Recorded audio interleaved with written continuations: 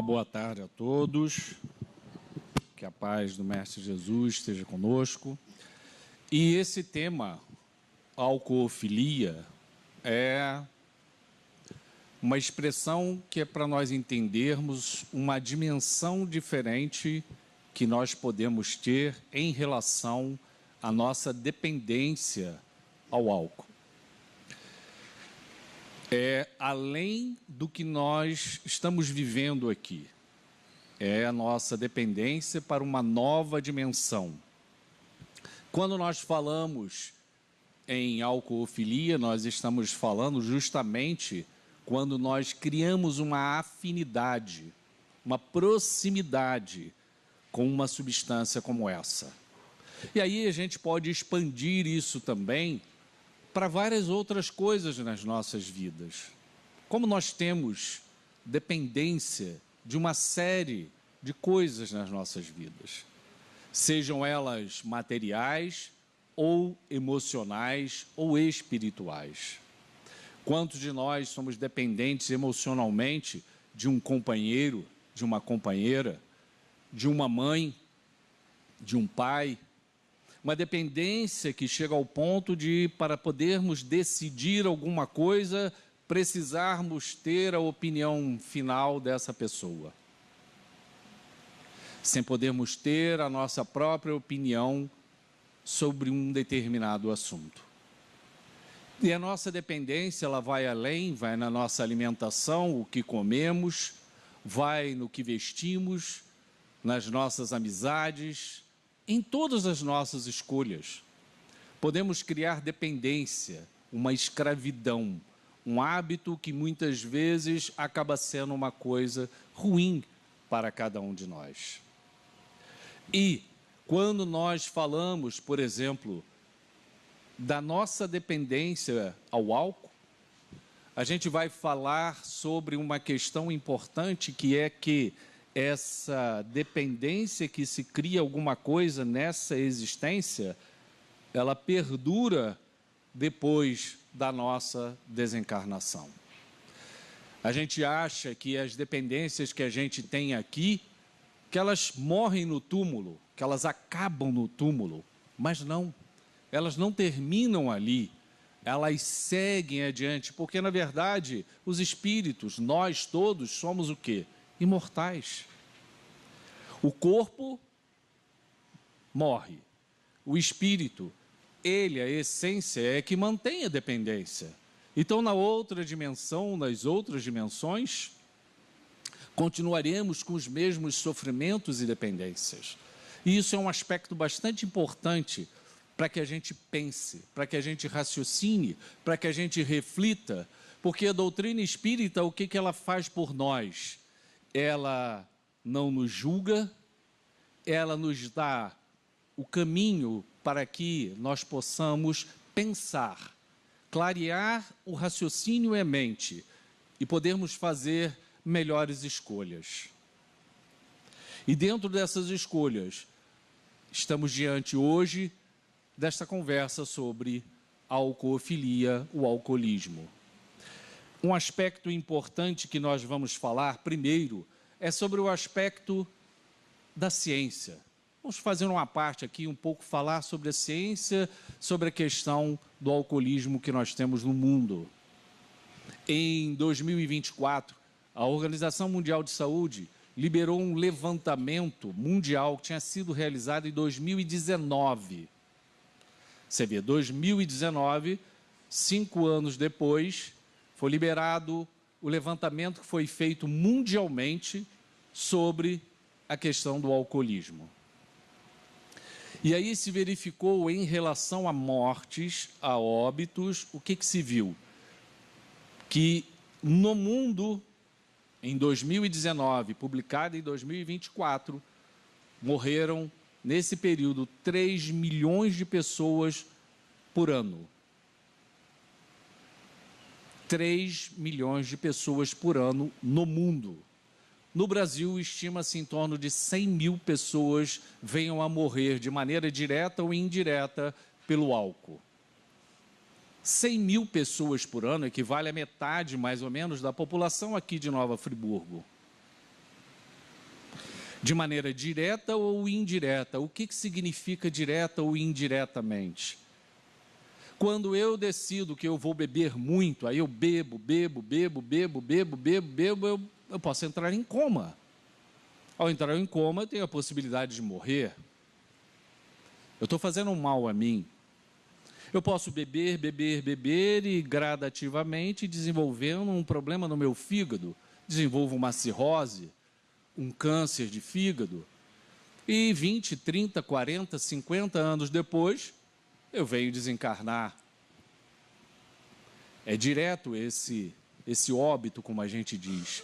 Mas nós sabemos que o alcoolismo leva a questões muito mais sérias, muito mais graves.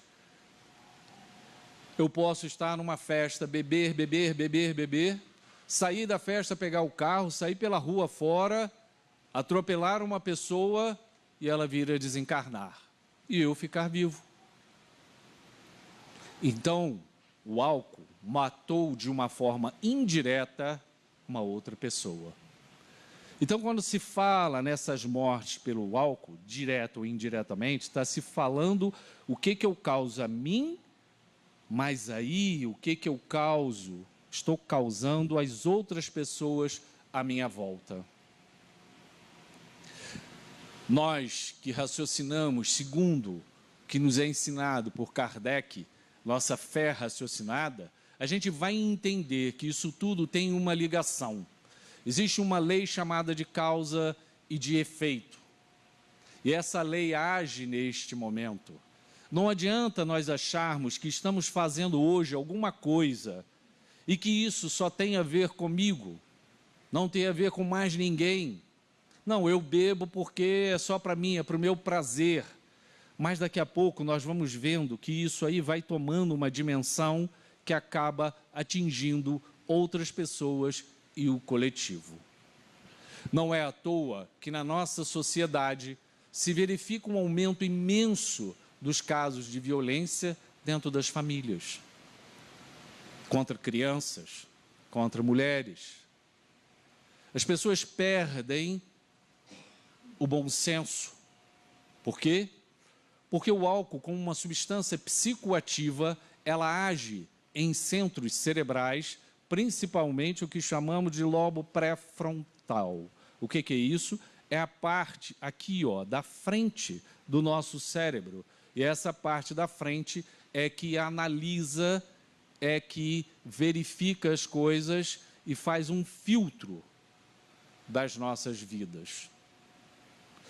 Na hora que eu utilizo uma substância psicoativa, eu perco esse filtro, eu perco essa análise, eu perco esse bom senso, eu perco este controle. E ao perder esse controle, eu não sei o que eu faço. E aí posso fazer coisas que eu nunca imaginei que seria capaz de fazer. Nós estamos dessa forma verificando que é uma substância autorizada pela nossa sociedade, falando aqui do Brasil, porque existem religiões, né, que não trabalham de maneira nenhuma com a ingestão de álcool por todas as pessoas que são daquela religião. Os muçulmanos são dessa forma. Mas aqui, o álcool, o que acontece? Ele tem uma legalidade, ele tem uma legitimidade. Você pode sair daqui agora e beber num restaurante, numa lanchonete, num bar. Você não vai ser penalizado por isso. Mas a consequência disso, ou seja, se eu, alcoolizado, atropelar uma pessoa e ela causar danos a ela, ou ela vier a falecer, eu sou penalizado. Verifica como a nossa sociedade ela é contraditória. Eu permito algo que pode causar um dano decisivo à vida de uma outra pessoa. Ah, mas Deus, cadê Deus que não viu isso e permitiu isso? Não, Deus não quer que isso aconteça. Aí a gente coloca a culpa em Deus, coloca a culpa na espiritualidade. Mas quem toma essas decisões somos nós. Somos nós. Por acaso Deus deseja que algum de nós nos tornemos um assassino, um homicida, um suicida? Ah, mas o alcoolismo, se a pessoa beber e depois vier a falecer, 50 anos depois ela cometeu um suicídio? Indiretamente, sim. Indiretamente, sim. Então, são formas que nós vamos atuando, em que nós vamos destruindo o corpo que Deus nos ofertou. E podemos atingir a outras pessoas, se não as matando, violentando, machucando, torturando. Quantas famílias sofrem de maneira violenta essa situação toda dentro de casa? É algo assim extremamente delicado isso. E existe uma coisa, à medida que a sociedade, a ciência vai evoluindo, nós vamos aprendendo outras coisas.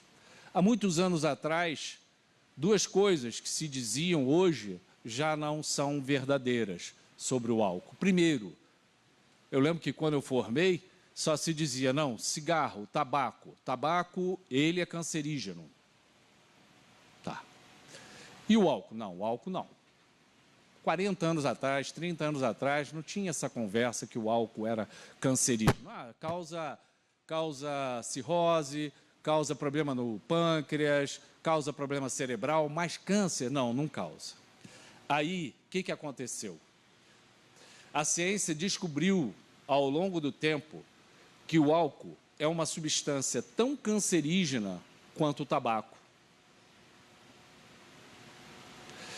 Ele está classificado no grupo 1, explicando para vocês, o grupo 1 é de alto risco para câncer, igual ao tabaco, ao amianto. Então, a ideia de que o álcool não cause câncer caiu por terra perante a ciência. Causa câncer de esôfago, de estômago, de fígado, de pâncreas, de intestino e vocês vão ficar surpresos, quem não sabe, de mama. Tá? O álcool está associado ao câncer de mama. Tá? Então a gente começa a ver como essas questões elas são importantes, como a ciência vai modificando o conhecimento ao longo do tempo. Outra questão também que modificou ao longo do tempo, durante um tempo na medicina se dizia assim, não, toma uma taça de vinho tinto todos os dias porque é bom para o coração, ela ajuda a diminuir o risco cardiovascular, placa de gordura, infarto. Sim. Hoje já não se tem mais esse conceito. Ué, mas o vinho não é benéfico? Veja, não é o álcool, é a uva. É a uva. O grande segredo é a uva, principalmente a uva que forma o vinho tinto, a escura, porque na casca dela e na semente dela nós temos uma substância chamada de polifenóis. O que são isso? Esse nome grande. São substâncias que auxiliam o nosso corpo a ter uma saúde cardiovascular melhor. Daí eu deduzo que se eu usar só a uva, eu obtenho o benefício que eu assim desejo. A quantidade, aí é outro assunto em relação à uva. Mas o fato não é o álcool que determina o benefício, é a presença da uva. E aí se veio por terra essa questão de que o vinho traria esse benefício. Traz o benefício, mas traz o quê? Um problema junto dele. Outra coisa também que a ciência nos trouxe, não sabemos, gente, presta atenção, não sabemos qual é a quantidade de álcool, que causa danos. Como assim? Ah, se eu beber só um pouquinho, a gente não sabe.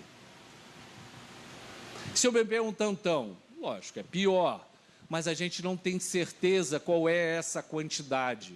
Vocês já devem ter ouvido pessoas que dizem assim, ah, eu não bebo, mas aí chega num sábado, uma vez por mês, de 2 em 2 meses, e aí resolvi beber. não lembro o que aconteceu. Quando eu vi, eu estava no chão de uma estrada, sem o meu carro. Isso que eu estou falando para vocês é uma história verdadeira, que me foi contada. O rapaz passava 2, 3 meses sem beber nada. Quando bebia, tinha uma coisa chamada amnésia alcoólica. Ele não lembrava o que acontecia. Ah, mas era muita bebida? Não era. Mas ele tinha uma certa afinidade do sistema nervoso dele numa área específica, e aí ele não lembrava o que tinha acontecido. E nesse dia especificamente, ele não encontrou o carro. Depois teve que procurar o que tinha acontecido. E ele descobriu que ele tinha dado o carro a uma outra pessoa durante a amnésia. Então imagina, o que pode acontecer numa hora dessa? E não se sabe. Eu perguntei, você bebeu muito? Ele falou, não, eu não bebi muito. Aí ele perguntou, e eu tenho como beber? Eu falei, não, você não tem como beber. Você não pode beber. O que acontece dentro do seu cérebro é algo que a gente não tem certeza, mas sabe que é uma amnésia. E você não lembra do que fez ou do que aconteceu. Você veja como isso é sério, é grave, uma situação dessa. Então, a quantidade, aí é que vem o ponto, a quantidade não está necessariamente relacionada a essa situação. Ah, mas e a dependência? A dependência, sim, a dependência deve ser, né? Eu tenho que beber muito para ser dependente. O conceito de dependência a alguma coisa não está relacionado à quantidade, ao volume que você está ingerindo. Está relacionado à sua escravidão àquilo. Se eu para sair de casa, para trabalhar, se eu para sair de casa, para, por exemplo, fazer uma palestra, participar de um grupo, estar próximo das pessoas, eu preciso de uma dose de uísque, sem ela eu não consigo me relacionar. Pensem, eu me tornei dependente daquela dose. Ah, mas é pouquinho. Mas eu criei uma dependência. Eu só realizo aquilo se eu estiver sob a ação daquela quantidade de álcool. Então, a dependência, ela não está relacionada justamente a nenhum volume, a nenhuma quantidade. Está relacionado o quanto aquilo exerce um poder sobre mim. O quanto aquilo me faz submisso e eu não consigo me libertar daquilo. Se eu não tomar aquela dose, eu não consigo trabalhar. Se eu não tomar aquela dose, eu não consigo fazer as coisas. Pronto, eu me tornei um dependente disto. E aí a gente pode extrapolar a dependência para várias situações na minha vida. A gente pode extrapolar para várias consequências que isso tem. Nós hoje estamos falando especificamente do álcool e das consequências que ele traz. Quer ver uma outra coisa em termos de estudo que nós precisamos pensar? Quando nós nascemos, a criança começa a se desenvolver, né? Infância, adolescência, adulto, jovem, vamos embora. Sim. À medida que a ciência vai aprendendo, vai vendo que o cérebro nosso, os neurônios, eles têm um processo de neurodesenvolvimento. Ele vai se desenvolvendo na infância, vai se desenvolvendo na adolescência, e acreditava-se que por ali ele parasse o desenvolvimento. Mas não. O cérebro segue num desenvolvimento que passa para 20 anos, 20 e poucos anos, vai seguindo e ainda não se tem certeza desse neurodesenvolvimento quando ele termina. Aí a gente pensa uma coisa, bom, se nós temos um cérebro que está amadurecendo nas suas conexões, nas suas ligações, para se expandir, para estabelecer melhores conexões de informações entre todas as áreas, da infância, adolescência, adulto, jovem. Se eu entrar com alguma substância neste período que atrapalhe esse neurodesenvolvimento, vai ser ruim. O que significa isso? É que se eu entro com um álcool, por exemplo, que nós estamos falando hoje, mas isso a gente pode falar das outras substâncias também, se eu entro com qualquer substância psicoativa nesse período, eu atrapalho esse neurodesenvolvimento. Eu interfiro nisso. Por que se tem essas idades que se diz proibido bebida alcoólica com menos de 18 anos? Estados Unidos, eu acho que trabalha com 21. É proibido bebida alcoólica com menos de 21 anos. Isso foi porque alguém achou que isso aí é 18 anos, 21. Não, isso tem a ver com uma escolha pelo neurodesenvolvimento. É óbvio que na nossa sociedade, né, as pessoas não cumprem isso, mas deveriam, porque isso aí atrapalha todo esse processo. Os jovens que se utilizam de cocaína, que se utilizam da maconha nesse período, atrapalham o neurodesenvolvimento, atrapalham o processo de concentração, de atenção, de absorção, de memorização. Isso fica comprometido ao longo do tempo e vai fazer falta lá na frente nesse corpo. E nós precisamos cuidar disso daí nas nossas crianças, nos nossos adolescentes por conta disso. E o que se sabe é que, decisivamente, isso se inicia dentro da família. O aprendizado dessas coisas é dentro da família, boas e também as ruins. Como o alcoolismo, o álcool é uma substância lícita, ela é permitida. Então, dentro das famílias, isso é permitido. A criança, muitas vezes, começa cedo a beber, a fumar, a usar determinadas coisas porque é permitido. Mas a gente esquece o quanto isso pode estar fazendo mal nesse desenvolvimento dessa criança, que vai ser um adolescente e que depois vai ser um adulto. Diante disso, nós podemos perceber o impacto dessas questões sobre o nosso corpo. Nós estamos apenas falando, por enquanto, sobre o corpo. Nós não estamos falando ainda além disso. Isso é a ciência nos ensinando sobre essas questões.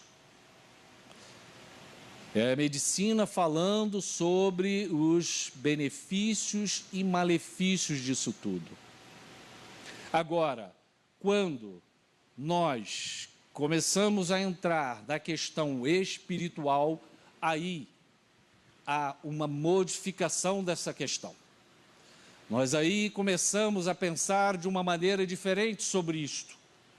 Precisamos entender a magnitude e a profundidade de cada assunto desse. E cada um aqui presente é responsável por si.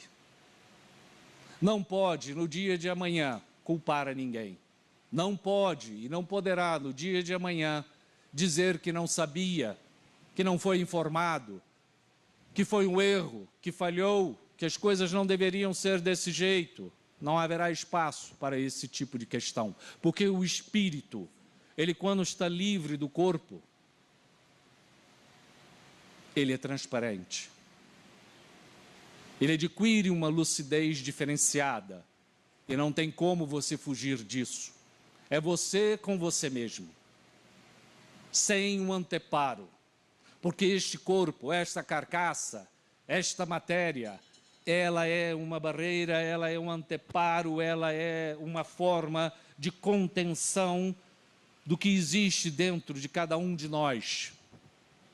Ela contém, ela segura as imperfeições, segura todas as formas ainda bárbaras que temos dentro de cada um de nós, que se deixar, se vier à superfície, muitas vezes faz estragos muito grandes. Por isso é que qualquer substância que venha a tirar a lucidez, o bom senso, não é bem-vinda.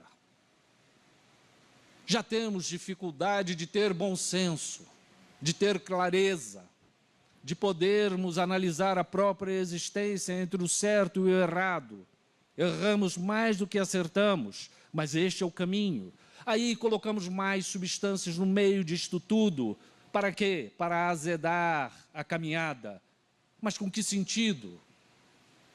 Não é para azedar o caminho, é para tornar este caminho mais palatável para a nossa jornada. Deus nos dá tantas coisas boas para que a gente pense, para que a gente reflita, para que a gente as utilize da melhor maneira possível.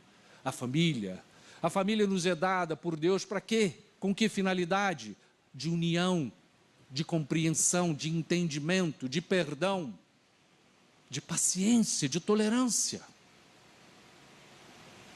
É óbvio que isso ainda não existe de uma forma plena dentro das famílias. Não existe família perfeita. Mas então por que Deus colocou as famílias de uma forma para estarem unidos e com tantas diferenças, com tantas coisas que são peculiares a cada um e que dificultam muitas vezes os relacionamentos? É para aprendermos. Aprendemos com a diferença de cada um. Ninguém é igual ao outro. Nós vamos aprender que meu irmão é diferente de mim, que minha irmã tem características diferentes, mas eu não gosto dessas características diferentes da minha irmã, aquilo me chateia, eu fico irritado, eu não tenho paciência. Pois bem, mas é para isso. Afinal, quem é perfeito aqui? Ninguém. Não existe ninguém perfeito aqui, não existe. O que existe somos nós, seres numa jornada árdua, trabalhosa, para seguir adiante, passo após passo, degrau após degrau, construindo a própria vida. Agora, se colocarmos mais coisas para dificultar o caminho, o que acontece? Perturbação. Não é assim que acontece num lar em que o álcool entra? Não é isso? Aqueles que vivem ou viveram esta situação dramática, não é isso? Quantos lares são destruídos, desregulados pela presença de um ou dois que se colocam numa posição dessa? Desregulam os infantes, desregulam aqueles mais jovens, desregulam os adultos, trazem uma forma totalmente ruim de relacionamento. Não devemos permitir isso. Usemos o que Deus nos deu, que é a nossa inteligência.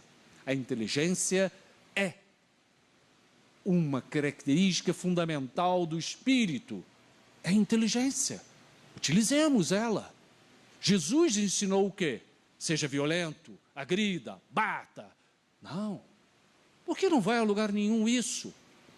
Se tens dentro de casa uma pessoa com essas características, acalma-te. Tranquiliza-te o coração. Oração a Deus, aos bons espíritos que sempre estão à tua volta, rogando a eles: Pai, auxilia neste momento, traz a paz, a tranquilidade a meu lar, que possamos nos entender, que possamos equilibrar, que a irritabilidade, a violência, a agressividade se afastem, Senhor. Me auxilia a ter força suficiente para seguir adiante. É isso que devemos ter dentro do coração, construir isso, fortalecer isso em nós e nos pequeninos. Cada um de nós somos instrumentos importantes dentro da mudança do mundo. Não podemos só olhar para cada um de nós, para dentro de nós, e acharmos que nós somos o quê? Deuses. Nós somos filhos de Deus, sim. Mas Ele é o Pai, eu sou o Filho. E assim, eu devo respeito ao Pai. E para respeitar a Deus, eu preciso entender que aqueles que estão à minha volta são meus irmãos. A humanidade vem vivendo cada vez mais uma atitude separatista dentro de cada um. Isso é um fruto do egoísmo. Seres como nós somos muito egoístas. Egoístas em tudo, em tudo. Vai desde os sentimentos, ao material, ao intelecto. Quantos são egoístas no seu intelecto, guardando o conhecimento, o que sabem, para não dividir? Para quê? Para que não dividir o conhecimento? Por quê? Não querem repartir o sentimento. Por quê? Vai acabar? Não. O amor que Deus colocou em nossos corações, a fé, a certeza de que nós nos iluminaremos, ela é infinita. Não devemos ter medo de que nada que está dentro de cada um de nós acabe. Então, precisamos estar ali para dividir com o próximo as nossas vidas. Deus nos colocou para viver em família, para podermos dividir os momentos bons e as nossas dificuldades, as nossas imperfeições, as nossas falhas. O quanto eu sou uma pessoa impaciente, o quanto eu sou uma pessoa que me irrito, o quanto eu sou ainda uma pessoa invejosa, ciumenta, o quanto eu sou uma pessoa egoísta. Isso é importante que a gente tenha clareza do nível que estamos, porque quanto mais eu tiver clareza de quem eu sou, mais eu vou compreender o que eu preciso melhorar dentro de mim. Quanto menos eu entendo quem eu sou, menos eu posso fazer a transformação que eu preciso realizar dentro de mim, isto é, adquirir consciência de si mesmo. Jesus nos ensinou isso, estimulou dentro de cada um dos seus discípulos para pensar sobre as vidas, para pensar por que não. Sabe o que acontecia no tempo de Jesus? Os homens todos lá reunidos em torno dele, com aquele ritual, com aquele conhecimento todo das leis judaicas, e os pagãos também, com os seus entendimentos. Jesus quebrou isso. Ele quebrou, ele disse assim: faça diferente. Mude isso, porque isso que vocês já estão vivendo aqui, vocês já conhecem, façam algo diferente. E o algo diferente é amar, o algo diferente é perdoar, o algo diferente é ter paciência com o outro, mas o outro me irrita. Será que eu também não irrito o outro? Só o outro me irrita? A gente precisa olhar para dentro de cada um de nós e verificar quem somos. Vamos nos surpreender. Vamos encontrar o que somos. Mas é esta a ideia, o pensamento. É olharmos para dentro de nós, numa visão sincera e honesta, para podermos dizer: Deus, eu sou esta pessoa. Eu me aceito como sou, com minhas limitações, com meus erros, falhas, com as qualidades que eu já adquiri até agora, mas me auxilia para que eu possa modificar para uma pessoa melhor daqui para frente. E aí nós precisamos investir nisso e não perturbar isso. Quando hoje foi lido todas essas questões que estão colocadas aqui, sobre o quanto essa substância atrapalha as relações e as vidas das pessoas, é colocarmos mais lenha na fogueira. Para que vamos colocar mais lenha na fogueira? Para que vamos perder o bom senso? Para que vamos perder a sanidade, que já temos pouca? É só olharmos o que acontece no mundo. As pessoas perdem rapidamente o bom senso. As pessoas perdem rapidamente o equilíbrio, que já não os têm. Ah, não, eu sou uma pessoa equilibrada. Não, não é. Tu não és uma pessoa equilibrada. Tu és um desequilibrado, mas tem uma máscara, tem uma barreira, tem algo na frente de você que impede de que se veja quem é você. Por isso que muitas vezes as pessoas se assustam com uma pessoa que diz assim: eu não imaginava que ela era assim, eu não imaginava que ela fosse fazer isso ou aquilo, eu não imaginava que ela fosse no fundo isso, porque temos máscaras, temos essas barreiras.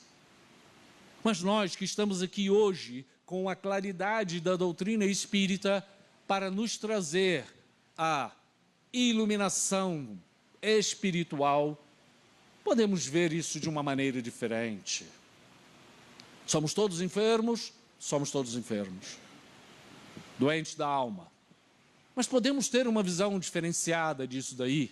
E qual é a visão? É uma visão sincera, nua, crua, verdadeira do que somos, sem colocar panos quentes, sem tentar tapar o sol com a peneira. Vamos ser verdadeiros e honestos conosco. Aí sim, vamos nos conhecer e as pessoas também vão nos conhecer. Isso é digno. Isto é uma coisa digna. Foi o que Jesus pediu aos seus discípulos, que eles se tornassem seres, pessoas dignas, dignas no amor, na honestidade, na autenticidade, na verdade interior. Era isso que ele pedia. Não vivam mais de aparências, não vivam mais de superficialidades, vivam de verdades. E a verdade que existe é a verdade espiritual. É cada um que está aqui presente, tantos outros que se encontram aqui também, a nos ouvir, a pensar e a refletir. Estamos aqui unidos em nome de Deus. Estamos aqui reunidos em nome de Deus para nos melhorarmos. Isso tem que ser a bandeira que nós vamos segurar diante das nossas vidas.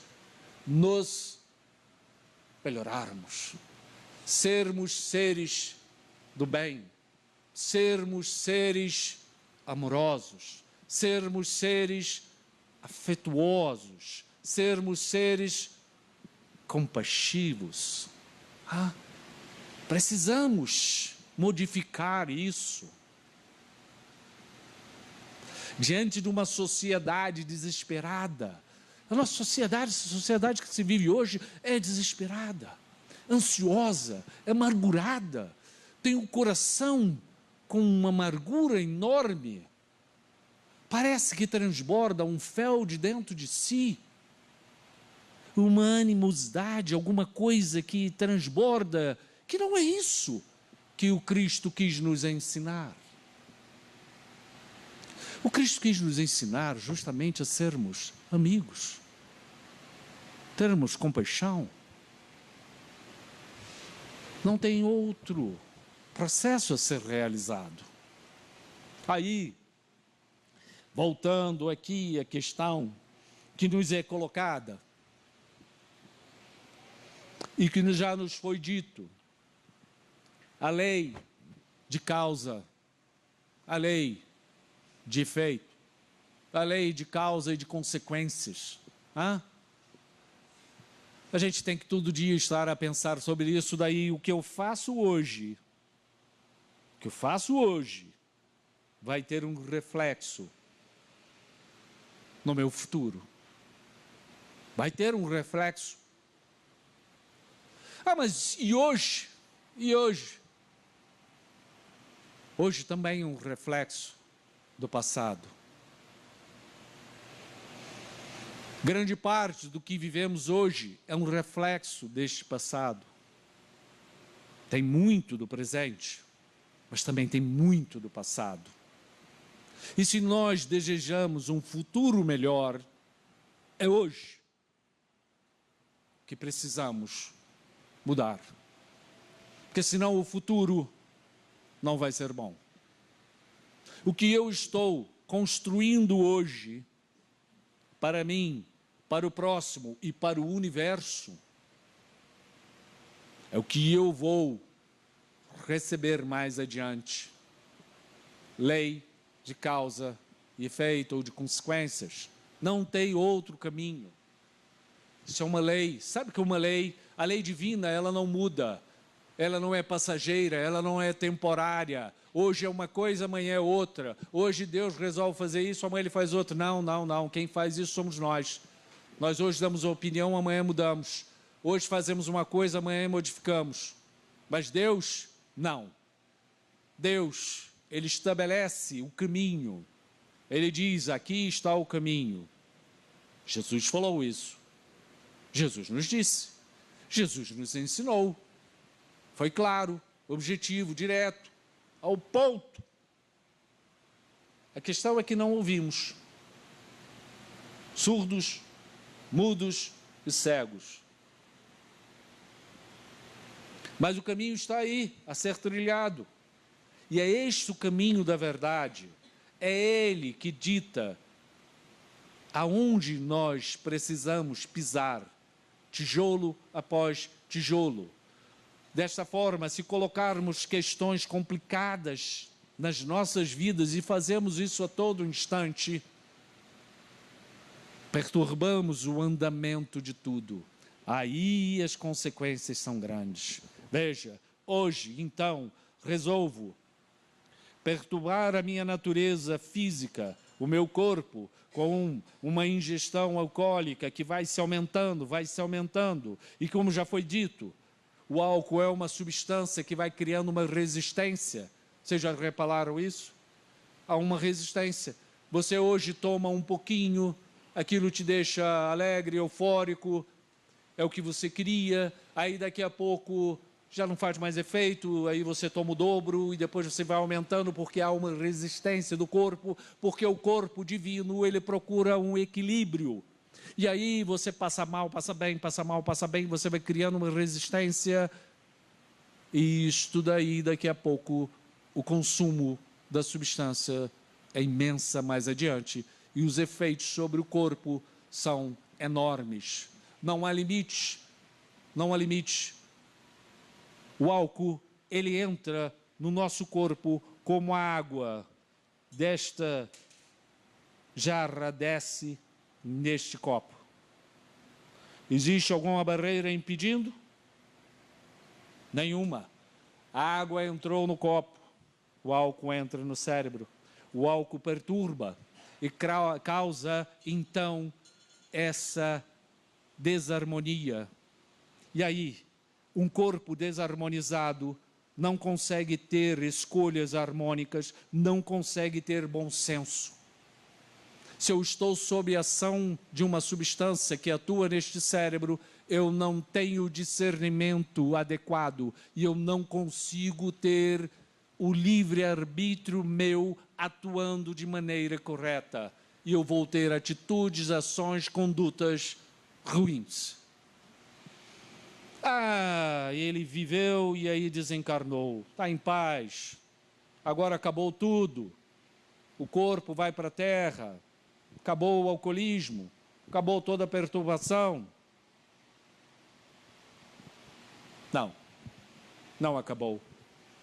O espírito é imortal. Ele leva, então, tudo aquilo que ele viveu aqui. Então, a dependência dele, ele leva para outra dimensão. Vocês já devem ter ouvido, lido. Os espíritos ensinam. Aí o espírito tem o seu desenlace.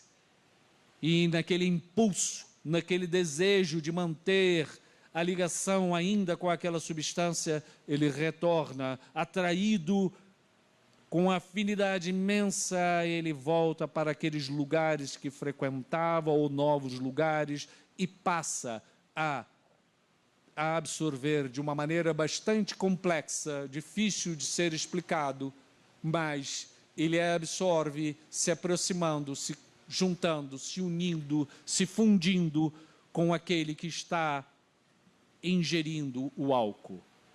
E aquela energia, então, é dividida de um para o outro e ele tem aquela sensação novamente que ele tinha, apesar de não ter mais o corpo. Então ele passa a alimentar a própria dependência, estando enquanto espírito.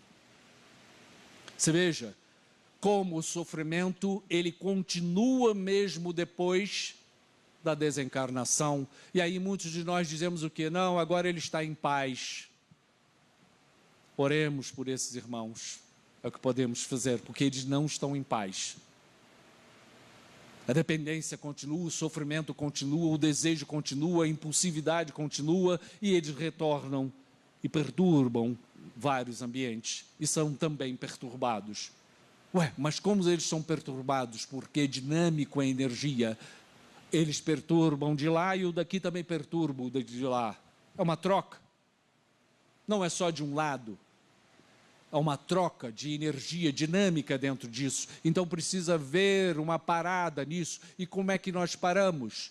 Nós oramos, nós pedimos a Deus que dê o equilíbrio suficiente para podermos nos libertar disso, nos livrar. Aí o indivíduo nasce nesse mundo. Aí desde pequeno vai a crescer. Aí daqui a pouco, mas eu tenho tanto problema no estômago, eu tenho tanto problema no fígado, eu tenho tanto problema na vesícula, não posso comer isso, não posso beber aquilo, estou sempre passando mal e toma remédio, toma chá e vai ao médico e vai no outro, e daqui e dali, e nada melhora. Uma das coisas que pode estar acontecendo, meus irmãos, e aí vocês já vão entender, se eu utilizei mal o meu corpo hoje, aquilo fica impregnado de desequilíbrio no chamado perispírito. Ficando no desequilíbrio no perispírito, numa encarnação seguinte ou numa próxima ou próximas, pode acontecer do corpo vir com um desequilíbrio no sistema, no aparelho digestivo. Olha, aí o indivíduo reclama a vida inteira que tem o fígado ruim, a vesícula ruim, o estômago ruim, o intestino ruim, porque Deus fez isso. Deus deu um presente. Deus deu um presente. Porque se o corpo viesse novamente bom, o que o indivíduo faria? Voltaria a beber. Olha que beleza, eu estou ótimo no meu corpo, um fígado maravilhoso, um estômago excelente. Eu bebo, não sinto nada. Quantos se vangloriam disso? Triste, uma tristeza muito grande tudo isso. E aí vem numa seguinte encarnação com uma série de problemas digestivos. E reclama de Deus porque está tudo ruim, mas tem que estar. Doutor, eu vim porque eu queria ver, eu bebo um pouquinho e já passo mal. Graças a Deus que passas mal. Graças a Deus que passas mal. Por quê? Porque não é mais para beber. Entendam, nós diante de uma dificuldade, nós identificamos a dificuldade. Já viram a pessoa quando depois de beber, toma aquela carraspana, aquela situação toda, aí vem depois e chora, e diz que não vai fazer mais aquilo, e que se arrependeu. Sim, muito bem, você errou, você está arrependido, e aí? É suficiente? Não é suficiente. Quem lida com isso sabe que isso aí não é suficiente. Na vida todos somos assim. A gente diz, desculpa, eu não queria fazer. Não, queria fazer sim, fez. Errou, se arrependeu, acabou por aí? Não. E Deus sabe que não acabou por aí. Por isso, nós somos colocados aqui para quê? Para a correção disso, para o ajuste. Sabe por quê? Se ficar só na eu vi, eu identifiquei, eu me arrependi e eu preciso corrigir. Eu preciso viver uma outra etapa, que é uma etapa de correção. Aí, na hora que vem um corpo com deficiência, é a fase da correção, do ajuste, em que você vai padecer no corpo a limitação, a dor, não poder isso, não poder aquilo, estar limitado. E aí, qual é a nossa atitude que deva ser? Deus, obrigado por este corpo, da maneira como ele é. Posso eu não entender porque ele é assim, mas alguma razão tem. Pronto. Aceitamos aquilo que o Pai nos oferta, e não ficarmos a queixar, a reclamar, a brigar com Deus, porque meu corpo é isso, é aquilo, é um monte de lamúrias que vem de reclamações sem necessidade. Não vamos reclamar mais, já chega de reclamações, de queixumes, para que isso? Vamos agradecer a Deus, Senhor. Eu posso não entender o que está a passar comigo neste momento, mas com certeza tem um sentido. Aí eu vou aproveitar aquela encarnação. O outro fumava demais, teve um enfisema e um câncer de pulmão, faleceu. Está em paz. Não está. Vamos orar por ele, que a situação está difícil. E aí, numa encarnação seguinte, ou numas próximas encarnações, o que acontece? O indivíduo vem com um problema pulmonar sério. É a criança que desde pequenina, ela tem uma bronquite, que ninguém consegue tratar. tem desde pequenina uma falta de ar que ninguém consegue resolver. Vai em médico, vai daqui, vai dali, e aquilo nunca se resolve. Faz testes, faz exames, faz vacinas, toma remédio, e nada se cura, mas afinal de contas, a medicina não dá conta disso. Elevar o pensamento a Deus e agradecer, porque não sabemos por que aquilo está a acontecer. Veja, já temos uma série de questões para serem resolvidas de vidas anteriores. E o que os Espíritos nos dizem sempre? Não vamos aumentar os problemas, colocando mais problemas na própria vida. É o que acontece. Além daquilo que precisamos viver, ainda adicionamos mais problemas na vida atual. Vamos evitar isso. Vamos evitar. E nós temos discernimento suficiente para isso. Nós sabemos se aquela coisa que está chegando até nós, ou nós estamos indo, vai nos fazer bem ou mal. Nós já sabemos. A gente finge que não sabe, mas a gente sabe se aquilo vai fazer bem ou mal, se aquela vida é boa ou não, se aquele relacionamento vai ser saudável ou não. Nós sabemos de tudo. Porque Deus nos coloca esse discernimento dentro de cada um de nós. E é só nós ouvirmos a voz da nossa consciência, que ali tem a resposta.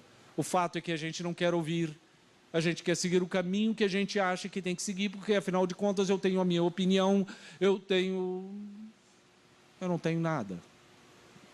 Eu tenho ainda uma jornada muito grande a ser realizada, eu tenho muita coisa para aprender, eu não sei nada. Vocês lembram? Só sei que nada sei. Já ouviram? Só sei que nada sei. O filósofo nos disse isso. Só sei que nada sei. É uma verdade. É uma verdade. O que nós sabemos, na verdade, é que nós sabemos muito pouco. E se tivermos essa humildade de reconhecer a limitação que cada um tem, e estar com o coração aberto para aprender, para se educar e, acima de tudo, agradecer a Deus diariamente o que somos, principalmente o que somos, vai ser uma coisa excelente. Gratidão. Mas eu venho padecendo muito, eu venho sofrendo muito, eu ando enfermo. Agradeça. Agradeça. Porque tu não sabes por que passas isso. E Deus, o Pai eterno de amor e bondade, é que sabe, tem este conhecimento e entendimento para cada um de nós que somos filhos dele neste aprendizado. Não precisam chorar, não precisam sofrer com isso. Apenas aceitem e façam o melhor de cada um para que a vida se torne melhor. E ela pode sim melhorar mais e muito mais, porque depende de cada um de nós tornar a própria vida feliz. Isso depende de cada um de nós tornar as nossas vidas felizes. E Deus deseja isso para cada filho seu, a felicidade, o bem-estar, a paz. E é isso que cada um deve buscar aqui. A paz de si, porque no momento que nos encontramos a paz, nós conseguimos irradiá-la para tantos quantos venham a estar perto, distantes, seja aqui e acolá, aonde estejam. Portanto, que a paz do Mestre Jesus nos auxilie, nos sustente, nos fortaleça e nos traga o discernimento necessário para seguirmos adiante nessa jornada que é o aprendizado de nosso conhecimento espiritual. Muita paz.